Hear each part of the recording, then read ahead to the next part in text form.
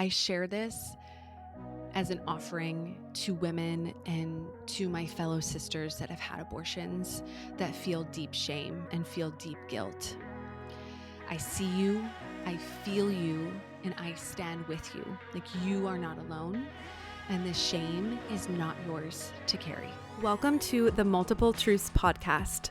We're your hosts, Holly and Brittany. This is a space where we can come together healing in community, where we share our self-love journeys, insights, and wisdom. A space with no hierarchy or judgment, fostering love, compassion, and respect, and where we honor our differences. With open minds and hearts, everyone's truth is welcome here. We are in this together. Let's dive into the episode.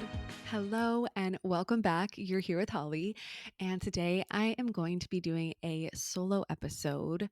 So this is a really vulnerable episode for me, and it's taken me a lot of strength and courage and contemplation to get to this place, if I'm being honest with you. But being a woman and being a holistic health coach and having a platform with all of you beautiful listeners, like, I feel such a deep duty and deep responsibility to speak on this topic in a way that feels really true for me, and to really be an advocate for women's healthcare. Because women's healthcare is increasingly under threat, from the overturning of Roe v. Wade in 2022 to now each state being able to decide their own abortion laws, and the ongoing efforts to defund Planned Parenthood. And it feels like now is the time to speak. And as you can tell by the title of this episode, I'm going to be talking about abortion. And I know this is a really polarizing and sensitive topic. Like, trust me, I understand that. And I do not take this lightly. And I've genuinely been contemplating this episode for months now, but I cannot stay silent. I cannot stay silent. And this podcast is the Multiple Truths podcast. You know, it's about sharing our stories, our perspectives, and honoring our differences. And yeah, so if you don't agree with me in this episode, like, that is totally okay. You are entitled to your own opinion. I'm not here to change your mind. I'm just here to offer you a different perspective. And I hope that we can really respectfully honor our differences. Because yeah, I never thought that I would share this story publicly, like, genuinely, but I'm at a point in my life where I'm not ashamed of my decision. And, you know, this is me. This is a part of my story. I'm not perfect. I don't claim to be. And I feel like this is a part of me staying in integrity and just being really real and honest and vulnerable with who I am. And, you know, vulnerability is a strength. It is not a weakness. And I'm in a really strong place within myself. Like, I feel very strong in who I am. I'm in a very strong marriage, and I really feel like I'm strong in my beliefs, and I can handle anything that's thrown my way. Because again, I know this is a really controversial topic, and I know people have their own opinions, and everyone's entitled to their own opinion, but truly, like, I really can handle whatever's thrown my way because I've heard it all. And I'm just really trusting that this is what I'm being called to do. And I'm going to answer that call because I feel it deeply in my bones. And I trust that it will reach the right people. So I really, truly believe that our personal stories and vulnerability hold so much power and are so incredibly impactful, and really have the ability to help people see things in a different way, to have more compassion, more empathy, more understanding for one another. And yeah, I just feel like our stories are so powerful. And I feel like this story is my offering. It's a part of my own healing. It's a part of understanding, you know, why I feel like I went through this myself, so I could really share it and support others along the way, and to really help shift the conversation around abortion, because it needs to shift. It's getting really dangerous for women. And if I can support even one woman that's struggling in secrecy and carrying deep shame around her abortion, like, that is enough for me. So this episode is dedicated to women, to stand in solidarity with my fellow sisters and women that have had abortions, and to fight for women's healthcare. Like, that is my deep intention for sharing this with you today. And yeah, that's what I've come here to share with you today is my story, and not with the intention of trying to change your mind. I'm not here to change your mind, but maybe to help you see things from a different perspective and really to support women that are struggling, because I know that I used to have really different views on abortion. And something I will say is, like, you just never know until it happens to you. And it shouldn't have to take it happening to you for things to shift, or happen to someone that you love for your perspective to shift, but sometimes it needs to. And yeah, so again, like, I'm not here to change your mind. I'm not here to change your perspective, but offer you a story and a different perspective. And again, to really support those women that are lost, that are hurting, that are filled with shame after having an abortion. And something I want to share before I dive into my story is, I truly do not believe that any woman wants to have an abortion. That's never the intention, is to have an abortion. I think it's a really hard decision that no one wants to have to make. And sometimes it's an easier decision for others. And like, I want to acknowledge and honor that as well. Like, every woman's experience is so different. You know, some feel grief, some feel pain, some feel reliefs, and like, all of it is valid. All of it is valid. But I don't believe any woman is setting out to have an abortion. It's not something any woman hopes for, but it should be a choice. It should be the woman's choice. And I am so grateful that I had the choice, and for the healthcare providers that cared for me, and for the support that I received during that time. Because truly, without this experience, I would not be the woman that I am today. And I know that so deeply in my bones. And so, yeah, it's truly a gift to be able to share this story with you and my perspective. So, thank you in advance for being open and for listening. So, I had an abortion 11 years ago. I was 21 years old. I had just graduated from Ohio University with a communication degree and had moved back in with my mom and my stepdad in Cincinnati, Ohio. And I didn't have a full time job lined up. I actually had no idea what I even wanted to be doing in my career, what I wanted to be doing in my life. I had no idea who even I was. And I was struggling deeply with my eating disorder, with anxiety, and could even barely care for myself, like, let alone like financially care for myself. So at that time, I had three female friends that I felt called to share with that I was feeling off and that my period was late. Even though I had an eating disorder, like, my period was so irregular, but I just intuitively felt like something was off. Like, specifically during graduation, I just felt like something was off, but I waited until I got home. So all of us went to go get a pregnancy test together, and I took the test in my childhood bathroom. I brought the test to my room and waited with my friends for the results, which felt like an eternity. And I had one of my friends look at the test because I couldn't even look at it. And I could just tell by her face that it was positive, which I feel like I already intuitively knew that it was going to be positive. And I just immediately started panicking. Like, there was no way that I was ready for a child. Like, I just graduated school. I hadn't even started my life yet. I didn't even know who I was, like I said. And I just knew in my heart that I was in absolutely no shape to bring a child into this world. Like I mentioned, I could barely even care for myself, like mentally, physically, emotionally, financially. So I sat with my friends in my bedroom, who I'm so grateful were there for me and by my side in that moment with no judgment, because like, I don't know what I would have done if I was alone and I had to like handle this on my own. I'm just so grateful that I had them with me. But I made the decision that I needed to get an abortion. You know, it was this innate inner knowing that this is what I needed to do for me at this point in my life. And at that time, I had no idea. I had no one in my life that had had an abortion, no one to like actually talk to that had been through it.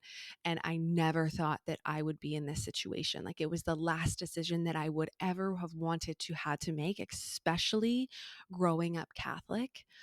But I knew it was what I needed to do for me in that moment in my life. And, my friends really supported me in that decision with just like complete understanding because we were all around that same phase in our lives at that time. So I'm just so grateful. Again, I had their support with no judgment. Um, so I went to my initial appointment at the clinic with one of my friends by my side, which again, I'm so grateful for because walking into that clinic, there were multiple protesters standing outside with posters of fetuses blown up, preaching in their microphones how we're murdering babies. And just the shame and judgment and hate that I felt in that moment from those protesters is something I will never forget. It was not love. It was not compassion. It was not understanding. It was pure hate and shame and manipulation. And these people have no idea how much harm that they are perpetuating onto these women that are already making a really difficult decision for themselves most of the time. And they have no idea these women's stories, what these women are going through, what their circumstances are, anything about what that woman is going through. And anything about what I was going through. And for me and for most women, this is such a vulnerable time. Like that was such a vulnerable time for me, such a low place in my life. But, having my friend by my side helped me really stay strong in that moment, or else I'm sure I would have crumbled. I'm sure I would have probably started questioning myself and allowing other people's opinions and manipulation, because that's what's going on here. It's manipulation to dictate my actions and go against my own inner knowing. But my friend was with me and we walked past them, heads down, arm in arm, and just like get inside the clinic as fast as we can. So at that initial appointment, I remember her asking if I wanted to see the ultrasound because at that appointment, they check how far along you are, which I was early, but I immediately said no. I still feel like I was really in shock and denial that this was really happening to me. And I just remember having that option. I didn't want to look, which she completely respected with no judgment or shame on her end, which yeah, all of my healthcare providers were women, they were just all so incredibly supportive. So then after that first initial meeting, I scheduled the procedure, which I believe it was about a week time frame that I had to wait. And yeah, during that waiting period was like the longest week of my life. I just really wanted to get it done, get it over with. I was just in like such a low place, but I always really had this inner strength that kept me going, which I now know was my soul. But it was just this like inner strength of like, I knew that I was making the right decision. I knew I was in no place to bring a child into this world, even during that waiting period, because, some people do change their mind. And I believe the waiting period is partially for if you decide to change your mind and also to be able to get you in with a doctor. But, I stood strong in my decision and I still do because I know that that's what I needed to do for me. So during the day of the procedure, I had one of my friends drive me to the clinic, face those same protesters, go in. And yeah, I remember just being really scared. And something I really want to highlight, like I already mentioned, all my healthcare providers were women that day and through the whole time. And I didn't feel an ounce of shame or judgment from them. Like they were so warm and so kind because they know how hard and sensitive this is for most women. And one of them even asked if I wanted them to hold my hand during the procedure, which I declined, but I know that that's an offering, which I think is just so beautiful. Women supporting women that really get it and understand is just so needed in our world today. But yeah, I declined her holding my hand. But during the procedure, I didn't take any medications. I was fully aware, I was fully awake the whole time. And if I'm being really honest with you, I feel like I really dissociated and went numb. I couldn't tell you how long it took, but I remember the music in the background playing was Bob Marley. And I remember this because anytime Bob Marley would come on like post procedure, I would like immediately turn it off because it brought flashbacks of me being in there for the procedure. But when I've really sat with it, like getting really clear on my story, the Bob Marley song that was playing was Three Little Birds, which, if you know the lyrics are, don't worry about a thing because every little thing is going to be all right. And I see that. I see that as such a blessing now because I know that that was my spirit guides, my guardian angels with me in that moment, even though I wasn't fully aware of it because I wasn't spiritual then. Looking back, when I really realized that was a song that was playing, that has been coming up a lot for me on my healing journey, it just brought me like, I've never been alone. I've never been alone. I've always had this strength. I've always had this inner knowing, and I've never been alone in it. And I think like really having that realization around that song, because I vividly remember Bob Marley playing, that just brought me so much peace as I was thinking about, yeah, about my story and the song. But yeah, I just remember that music playing lightly in the background. And I remember staring up at the ceiling, which had rainbows and smiley faces on it to support the patients, which I just think is so sweet. Um, and I believe it lasted around 30 minutes. But at the same time, I remember feeling like it was lasting a lifetime. And after the procedure, my friend was waiting for me in the waiting room, and I had to go to work afterwards. I actually had just gotten an internship. So she drove me to my internship.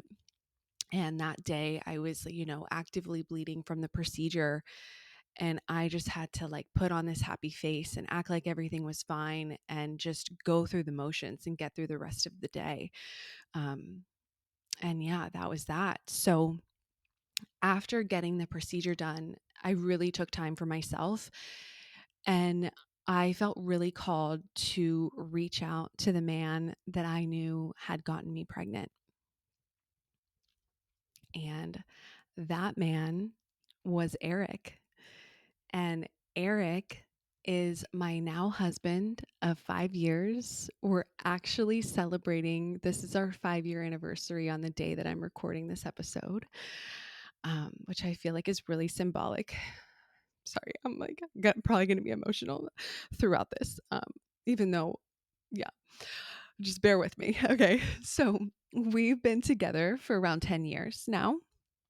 And if it wasn't for this experience, like I truly do not believe that we would be together. Like this experience is what brought us together, which it really feels like that was a part of our divine plan this whole time. I truly believe.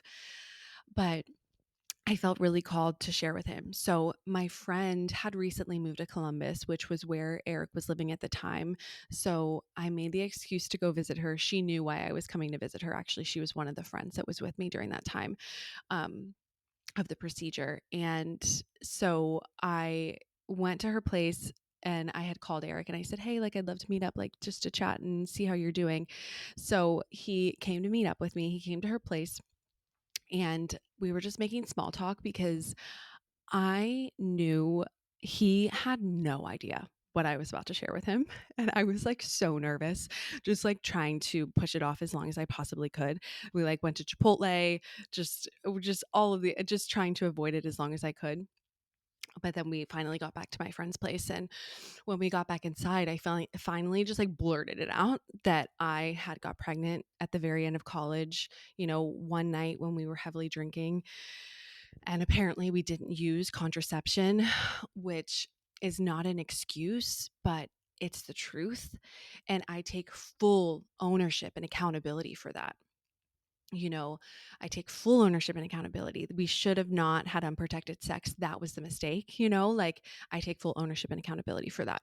But I told him that I had made the decision to get an abortion. And his reaction is something that I will never forget. In that moment, he was the most understanding, gentle, kind, compassionate person. and just immediately checking in to see if I was okay. That he was sorry, like seeing if I needed anything. He was sorry that he wasn't able to be there for me, that he could cover the cost of the procedure, that he supported my decision. He knew that he was in no place to be a father at that time. He would have supported any decision that I would have made, but like he was struggling with alcohol and in his own pain and didn't have a steady job yet. And we both knew that we would not have been able to give that child the life that they deserved. And most importantly, Eric wanted to make sure that I knew that I had done nothing wrong. And Eric has always been really progressive. And for me, growing up Catholic, where, abortion's seen as a sin, it's seen as murder, I didn't even realize that how much I needed to hear those four words: "You've done nothing wrong." And he gave me that gift and he meant it. And I know in my bones that those words are true. Abortion is a really hard decision that no one wants to have to make.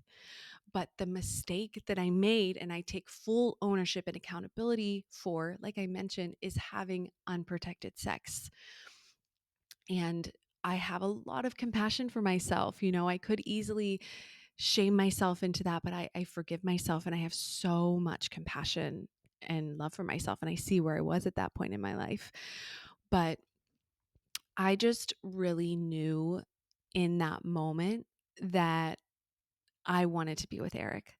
I really saw him. I saw his heart. I saw his compassion. I saw his empathy. We'd been on and off a little bit at the end of college. We were living in two different places after college. And if I'm being honest with you, I was still navigating another relationship that I really give myself a lot of compassion and grace with.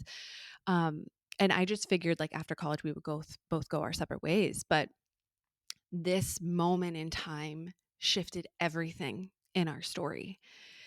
And shortly after that visit, coincidentally, which I don't believe anything is a coincidence, but Eric got a job in Cincinnati where I lived, and he moved about 20 minutes away from where I lived. So we were able to really give our relationship a real shot. And like I mentioned, we're still together. We're in a really healthy, communicative, loving relationship, navigating the ups and the downs and the challenges, but we're healing together and we're healing individually. And I just really couldn't be happier for the people that we've become and the partnership that we have, which wouldn't have been possible if we had a child 11 years ago. Like we would again have not been able to give that child the life that they deserved like we can now. So fast forwarding a bit, Eric and I have really been learning how to listen to our hearts and to really trust and surrender. And we felt really called to move out of Ohio. Like I opened it up to the universe and said, wherever we are meant to go, please let Eric get a job there and we will move. Full surrender, full trust, full faith. So 3 years ago, Eric landed a job in San Francisco, which neither of us had even ever visited San Francisco, but we trusted that it was the place that we were being called to go. So we packed up all of our things. We said our goodbyes, which were incredibly bittersweet because Eric and I are both incredibly close with our families and our friends, but we had their support and just knew that this is what we were going to do. This is what we felt called to do. So we made our way out. We said our goodbyes and we actually drove cross country in a U-Haul with our car towed on the back, which took us 4 full days from Ohio to California. And it was the best decision that we could have made. And just like, yeah, well, neither of us will ever forget that trip. But when Eric and I were living in San Francisco, so now we live in Santa Cruz and we've been living in Santa Cruz for the past 5 months, but we lived in San Francisco for about 2.5, almost 3 years. So during our time in San Francisco specifically, we were both deep in our healing. Eric was getting sober from alcohol. He's been sober for over 3 years, which I'm so proud of him. But we have been healing. We've been facing our pain. We've been working on ourselves while also surrounded by so much beauty because San Francisco is so beautiful. And one weekend, we decided to take our bikes to Angel Island, which is an island right behind Alcatraz. And it gives you a 180 view of the entire city once you reach the top of the island. And so we took the ferry over there and we spent the day biking around the island. And it was just like, it was like the most beautiful day. It was clear blue skies, like 65 degrees, like just so beautiful. And we decided to park our bikes. We hiked to the top of the island and just really immersed ourselves in that view. Like we were above the Golden Gate, above the fog, full view of the city of Oakland, of Sausalito, of the Bay Bridge. Like it was just like absolutely beautiful, and just like we were in complete awe. And I had even said, like, this feels like a slice of heaven on earth. Like this is like a piece of heaven on earth. And after that, we took our time, like walking back down. We went to go get our bikes and we decided to just do one more lap around the island before heading back to the ferry and going back into the city. And it was in that moment that I just felt so connected to nature, so grateful for where we were and just like all the beauty that was surrounding us and just fully in the present moment. And it was in that moment that I felt our little girl's spirit so strongly, so overwhelmingly. And the message that came through was, Mommy, I came too early because I was excited, because I knew who you and Dad were going to be. But trust that I will be the same soul when you guys are ready. And I was just overtaken by warmth and by love and by tears and just like disbelief. I just like felt so in awe. I just felt her spirit so strongly in that moment, which I never had before. And I just really let those words just sink into every cell of my being and just really felt the truth in them. And when Eric and I got back to the ferry, I hadn't shared with him because I was just trying to like be in it. It was just like so special. So like also, I'm like, wait, am I going crazy? Like, was that real? But I just felt in my bones that it was real. Like it was really her spirit, her soul, that she was just too excited and she came too early, but it's going to be the same soul that comes through. And I was just really feeling that. And yeah, when we got back on the ferry and we're sitting on the ferry, I just turned to Eric and I was like, "You're not going to believe what I just felt." And I shared with him, the message that came through that I felt I got, and tears just immediately filled his eyes, because I feel like he could really feel it too. Eric, he's spiritual, but he's not as spiritual as I am. And for him to really get emotional, like he felt it, maybe not like his logical mind, but like his body, his soul, that, yeah. And those words just like rang so true. And it was just so beautiful and brought both of us so much peace. And, we just rode the whole rest of the ferry ride home, just like with our heads together, just like soft smiles on our face, just like filled with so much grace and peace and gratitude for, yeah, for this life, for having each other, for where we were at that time. And yeah, it was just such an absolute gift that the soul of our little girl really came through to us on Angel Island, because I believe that that soul is our angel and just something that we will never forget. And Eric and I both love to run on this trail in San Francisco that's along the water. Like both of us did that pretty much like every morning. And on that path, you see Angel Island clear as day, which I feel like was just such a daily reminder of why we're doing this healing, like why we're digging up our pain, why we're learning how to feel our emotions, facing all of this, our shadows. It's for our family. It's for our future children to really be able to give our children the life that they deserve, that we wouldn't have been able to 11 years ago. And that soul is rooting for us and with us every single day. And, we feel that soul's presence so much, especially recently. And yeah, Eric and I are just in really completely different places in our lives, like in the best way possible. more embodied in who we truly are underneath the pain, underneath the masks that we've created to survive, just really, really connected to ourselves. And I'm just so grateful for the time and space that we've had to be able to focus on ourselves.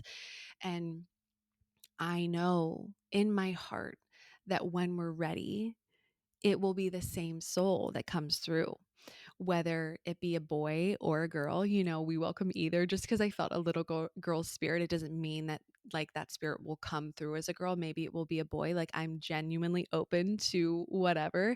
We just want healthy, happy babies that we can care for. And I know and I trust in my bones that it'll be the same soul. And I'm so excited to meet them. We're so excited to meet them. And yeah, I just know that this experience like led us to this moment. And I truly believe that that soul came down at that point in our lives to teach us, to teach me. And I have such deep reverence for that soul, for volunteering to come down to teach me.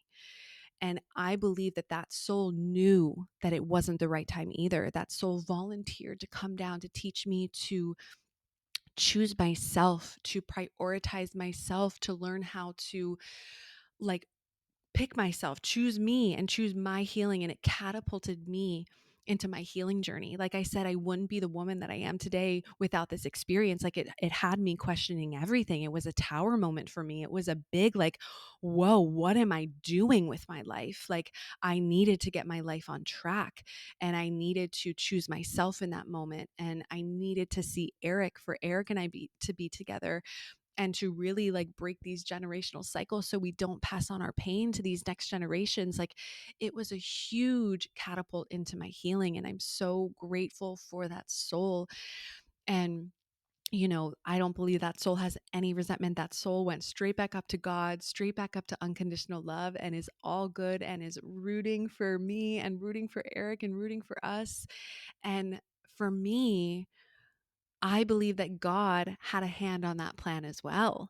I believe that that soul went straight back up to God, but I also believe like that was always a part of the divine plan for me. Like, I believe that God had a hand in that plan, and I thank God, and I thank that soul for teaching me.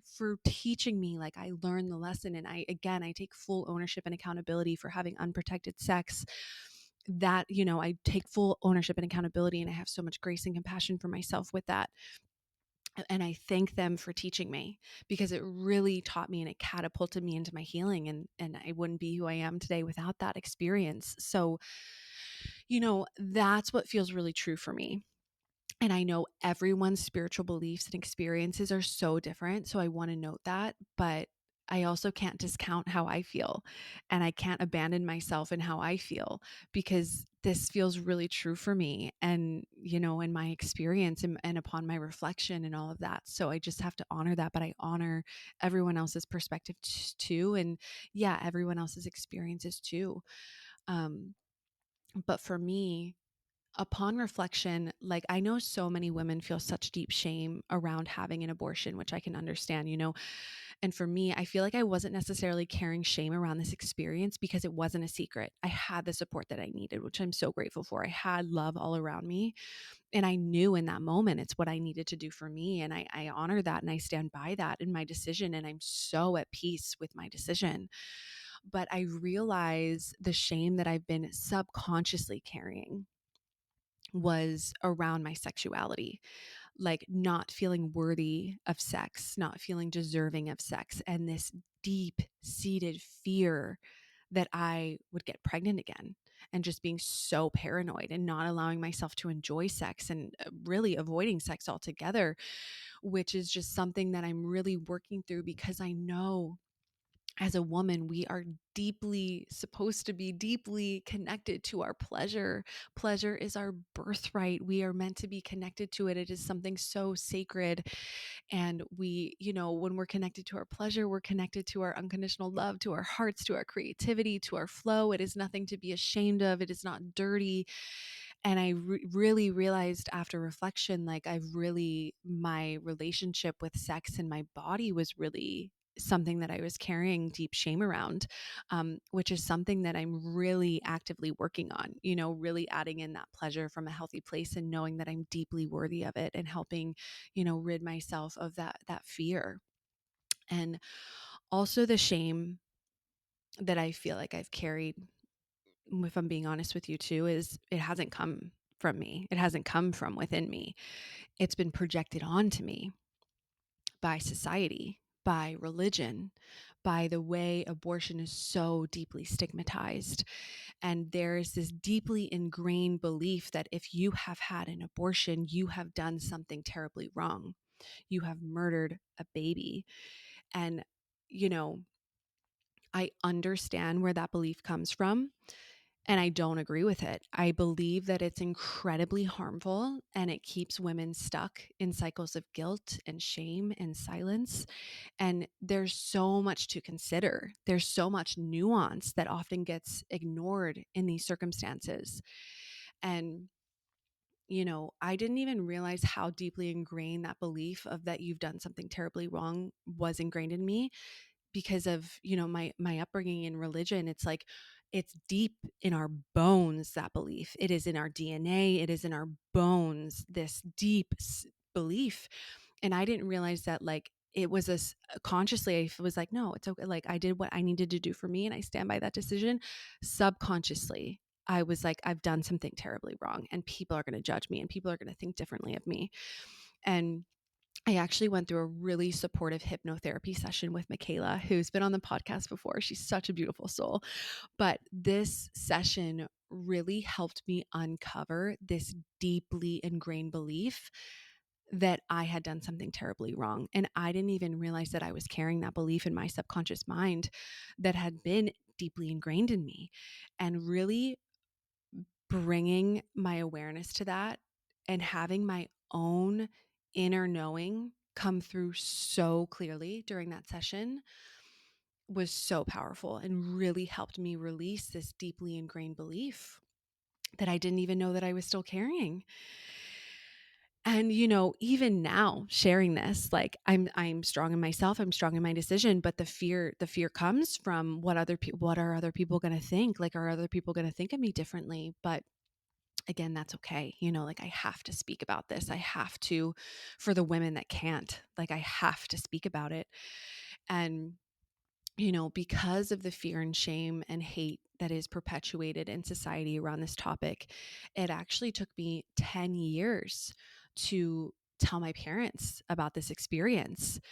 And truly, some of the hardest conversations for me to have, not because I felt like they weren't going to love me anymore or like yeah, like I thought they would reject me or whatever it may be. I really was just like, I didn't want to let my parents down and I didn't want them to think of me differently, because of, our Catholic upbringing. And it was actually after my first ayahuasca ceremony, it came through that I sat in like 2 years ago. For the messages that were coming through around, like, one was a deeper understanding of like my deep shame around sexuality, but also that the message that came through loud and clear was to have no secrets with my mom, because my mom and I are so close and I love my mom and I love my parents more than anything. And this was one thing that I had kept from them. And I knew I needed to share with her and them. And divinely enough, my mom is actually the one who initiated the conversation after about abortion, like shortly after my ceremony, which I feel like was just like, divine timing, like perfect opportunity for me to share and integrate my experience. And, through my shaking voice, I told my mom about my experience and she was nothing but love, as I knew in my heart that she would be, but still that fear. And, she wished she could have been there for me to be able to support me during that time. But that she loves me, she sees me, and yeah, and that, yeah, how she views me hasn't changed. And my mom is assured that those souls return right back up to perfect God love, and that the government should have no control in regulating this personal and medical decision, and that a woman can speak for herself with God. And yeah, I shared with my dad my story at the beginning of this year. And again, like truly one of the hardest conversations because, just being my dad, I was just, yeah, I was nervous and I was shaking the whole time. But like I knew in my heart that like he would be okay with it. And and even if he wasn't, I could meet him where he was at. And I was really strong in my conviction. And, you know, again, like something I knew I was being called to do. And he was nothing but love and nothing but compassion. And again, was like sorry that he wasn't there for me at that time, but understands why I didn't go to him at that time and that he loves me no matter what. And he still sees me in the way that, he still sees me as his little girl, and he loves me and he respects. Yeah. Like he was beautiful about it. And I just feel like I truly received unconditional love from both my parents. And I'm really proud of them because I know a lot of people that are in the Catholic faith wouldn't have resonated or responded the way that they did. And I feel so grateful for their support. And I've been slowly sharing with other family members and friends that I hadn't shared with, just out of respect of like sharing this publicly. And I'm being honest, like it's been a lot of energy. It's been a lot of energy for me, but I feel like it's a part of my healing, really allowing people to see me and to be the real, authentic, vulnerable me. Like this is me, no secrets. This is who I am. This is what I've been through. This is my experience. And yeah, it's just such a heavy topic. So it's taken a lot of time and energy, but I'm grateful for it. And I've received like nothing but love and compassion and understanding. But with that said, not everyone agrees with me and not everyone agrees with my beliefs and yeah, the beliefs that I hold. And I'm at a place where that's truly okay. Like I think that's really the beauty of where I'm at right now is I don't need other people to understand because I understand. I see me. I believe me. And I trust myself. I trust myself deeply. I've sat with this so much and it's what feels really true to me right now. And I have to honor that. And, I have deep peace in my decision and where I'm at. And it's just opened me up to so much more compassion and understanding for others too. And I stand strong in my beliefs and the choice that I made. And that's really something that no one can take away from me, regardless of what other people think, because I know I'm going to face adversity with this. I know I am. I already am.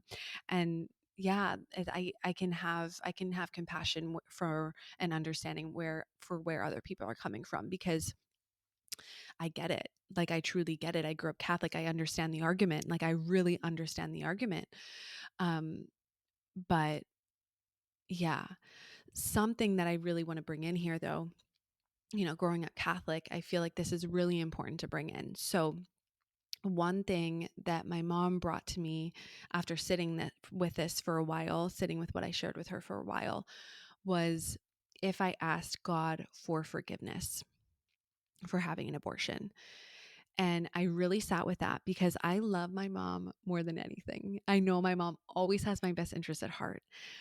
Always. So I sit with whatever people in my life that I love bring to me because I know they're here to support me too. But I sat with that, and upon reflection, asking God for forgiveness would be saying that I did something wrong. And for me, I don't believe abortion is wrong.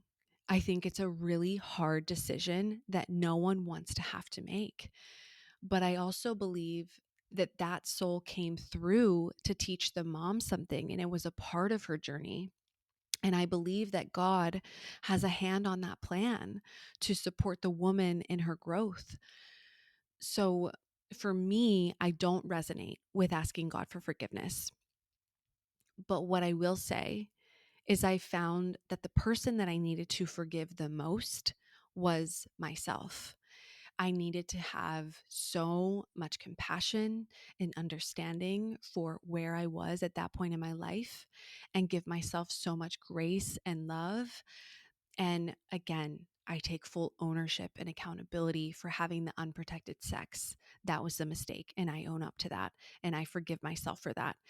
And I just have so much compassion. I needed to forgive me. I needed to forgive myself. And I believe that's what God wants, is for us to love ourselves, to have compassion for ourselves, to see our mistakes as the learning lessons that they were intended to be. And I believe that the need to ask God for forgiveness is reiterating the fact that you've done something terribly wrong, that you've murdered a child, which is, again, a super deeply rooted belief in Catholicism that is harming and keeping so many women out of their power. So for me, it didn't resonate to ask God for forgiveness because I had to forgive myself. And I really thank God and I thank that soul for teaching me, because I learned the lesson. I chose myself, I chose my healing, and I wouldn't be the woman I am today without this experience. But if you have had an abortion and you feel the need to ask God for forgiveness to alleviate your shame, you do that. Some that brings peace, and I honor that path, even if it's not mine. And I'm all for whatever the woman needs to do to free herself, because we're all different and we're all going to heal in our own unique ways. So, whatever you need to do for you, like, I'm not discouraging that. It just doesn't feel true for me. And I have to be honest about that. I have to honor where I'm at with that.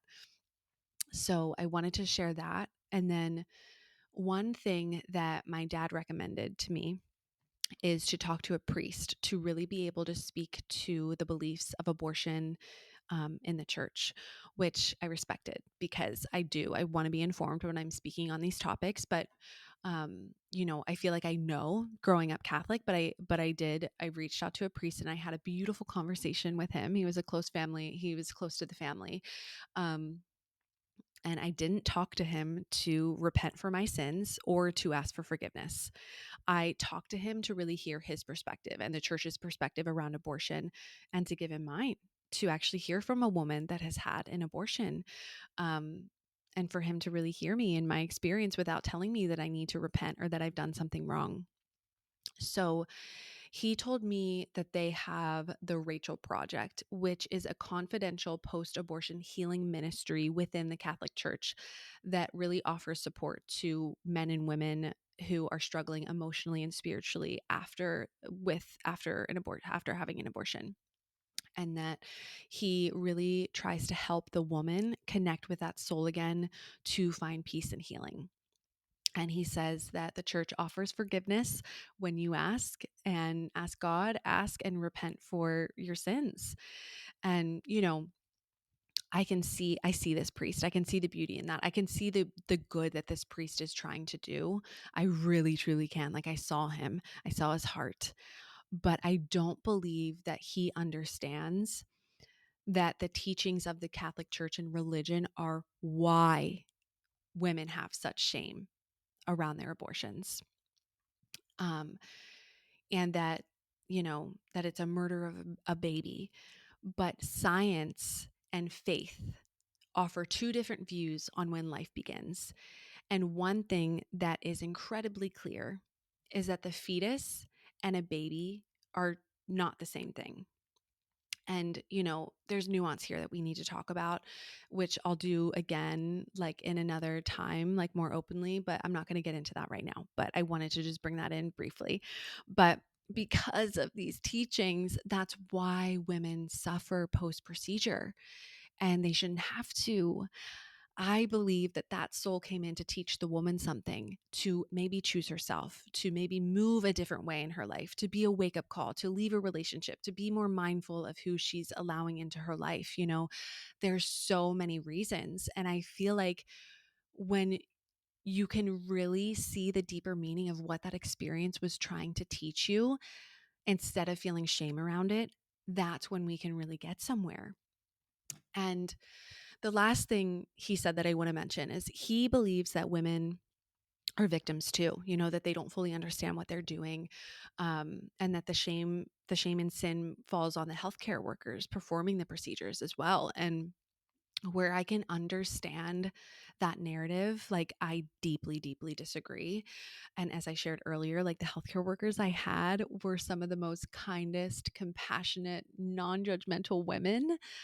And I'm just going to let that one speak for itself. But to also suggest that a woman and women are helpless and unaware of the decisions that they're making just like really didn't sit right with me. Like, women are intuitive, intelligent beings capable of making decisions for themselves in their own lives and their own bodies, is what I feel. So I just wanted to bring that in around my conversation with the priest and, the views of religion, which I understand because I used to hold those same beliefs. I do. I shared that belief, but through my own experience, I really shifted. And I shared my perspective with him too about how I feel like the protesters outside of these abortion clinics shaming these women before going in to get these procedures, like, is not love. It's manipulation. And they're doing this in the name of Jesus. And that feels like blasphemy to me. That like angers me to my core because I have a relationship with Jesus. I have a relationship with God, and I do not believe these beliefs are what it's intended to be. And all these protesters out there are doing it in the name of Jesus. And he actually agreed with me that that wasn't right, and that he preaches that we need to respect all lives, including the women's lives, and shaming them, making them feel guilty, like, that's not love. It's not love. So we had a really respectful conversation where we clearly have two different views, but we respected where each other were and honored our differences. And it was refreshing. It was beautiful. Like, I saw him, he saw me. We ended the conversation like, he was saying how he feels like I'm a beautiful soul and, keep doing what I'm doing. And as long as I have found peace in my situation, that's all that matters. And I feel like that's true. I'm so grateful that he brought that in because, and we can find that common ground. We found that common ground because at the end of the day, it's all about you finding peace in your own situation, however you get there, like, however you get there, because we're all on our own journeys and we're all going to heal in our own ways. And something I want to just say is someone is always going to have an opinion no matter what you decide to do. Like, if you have a baby out of wedlock, you will receive judgment. If you have a baby when you're young, you will receive judgment. If you have a baby and you give that baby up for adoption and you don't care for it on your own, you will receive judgment. If you get an abortion, you'll receive judgment. So please, please, please always do what feels best for you and your life and your body, because truly you are the only one that knows what's best for you. And you don't need to justify your decisions. And what I've come to realize is I don't have to justify mine either. And to be so clear, like, this is not about encouraging or discouraging abortion. Like, it's really kind of, I want to just really acknowledge the complexities of it.